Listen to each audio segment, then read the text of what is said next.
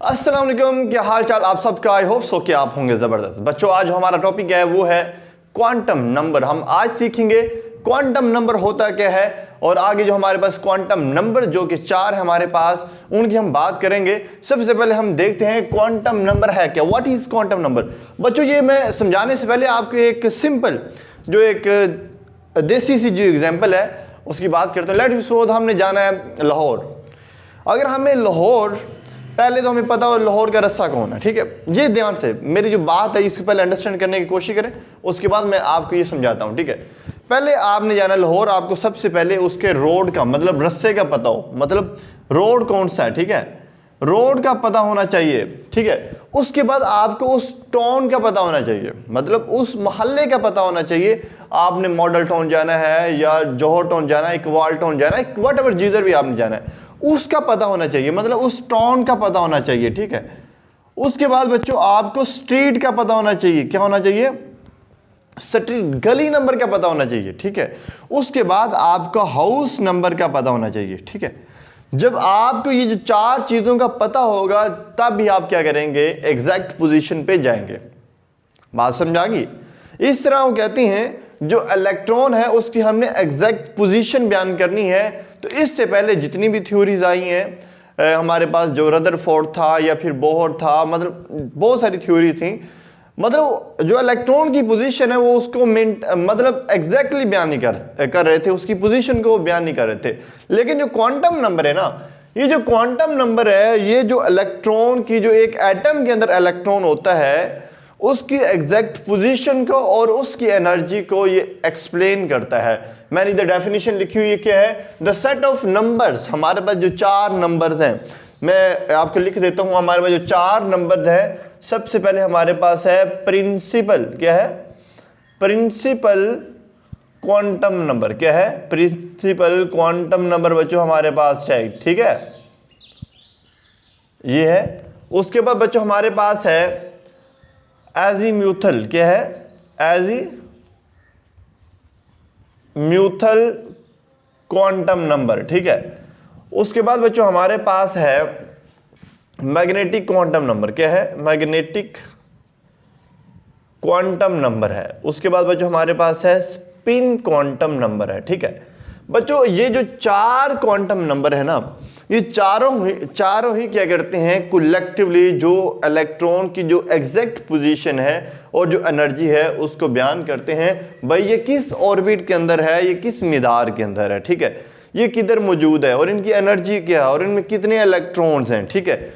ये है, ये जो डेफिनेशन की हम अगेन बात करते हैं, द सेट ऑफ नंबर्स। ये जो 4 नंबर्स हैं ये वाले, बात समझा गई ना, set of number used to describe the exact position. Let me suppose ये मेरे पास है,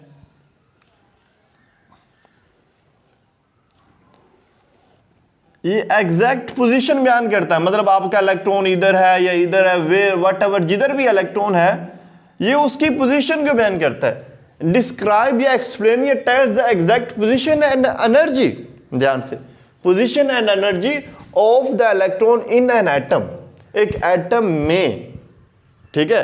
इलेक्ट्रॉन की जो एग्जैक्ट पोजीशन है भाई वो पहले शेल के अंदर है, के शेल के अंदर है, एम शेल के अंदर है, एन जिसमें भी है, ठीक है, उस मतलब उनकी जो पोजीशन है और एनर्जी है। अब ध्यान से, अभी ये तो हमने शेल्स की बात कर ली कि LMNO हो गया हमारे पास, ठीक। अब इससे आगे होते हैं सब शेल, जैसे कि हमारे पास S है, P, D और F, उनकी भी ये बात करता है, ठीक है। ये अकेले शेल की बात नहीं करता, ये उनकी ही बात करता है, ठीक है। तो इसको क्या कहते हैं, क्वांटम नंबर। हमारे पास बच्चों 4 क्वांटम नंबर होते हैं जो कि मैंने लिख दिए हैं। अभी जो हम बात करेंगे वो हम बात करेंगे पहला जो क्वांटम नंबर है उसकी हम बात करते हैं, ठीक है। हमारे पास जो पहला क्वांटम नंबर है वो है principal quantum number.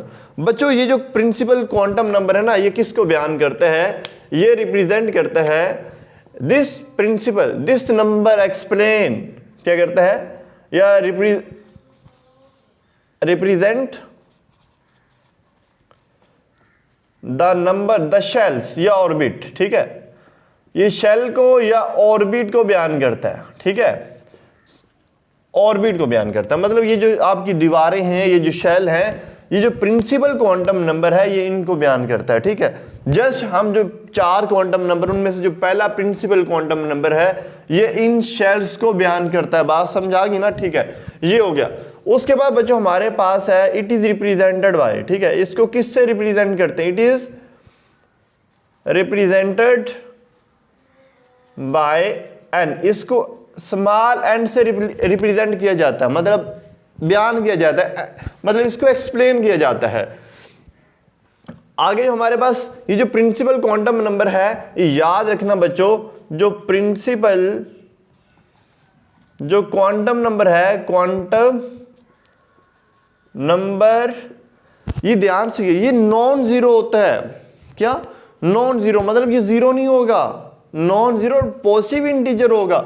Non zero, मैं ये भी आपको बताता हूं, non zero and positive integer होता है बच्चों। क्या होता है? अब जो शेल हमारे पास क्या होते हैं? शेल्स, ये पहला शेल, दूसरा शेल, तीसरा शेल, मतलब ये पॉजिटिव होते हैं ना, नेगेटिव में तो नहीं ना आते, ठीक है। और ये ना तो जीरो होते हैं, ठीक है।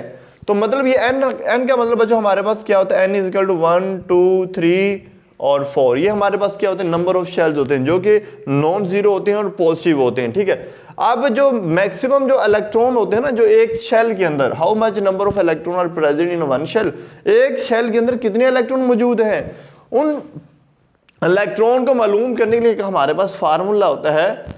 तो वो हमारे पास कहते हैं नंबर ऑफ इलेक्ट्रॉन, मैं लिख देता हूं नंबर ऑफ इलेक्ट्रॉन्स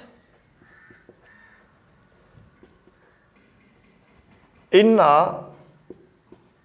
स्पेसिफिक, एक जो आपके स्पेसिफिक शेल है, in a specific shell can be calculated. उनको आप कैसे कैलकुलेट कर सकते हैं? ये जो पॉइंट है, ये जो आपके प्रिंसिपल क्वांटम नंबर के यही पॉइंट है, यही आपने याद रखने, और कोई थ्योरी वगैरह कुछ नहीं याद, ये जो main point, can be calculated by this formula. ये जो फार्मूला है बच्चों, इस फार्मूला को आपने यूज करना है, ठीक है। 2n2 ये फार्मूला है। n हमारे पास क्या है? कोई भी हो, 1 पहला, दूसरा, तीसरा, कोई भी हो सकता है, ठीक है।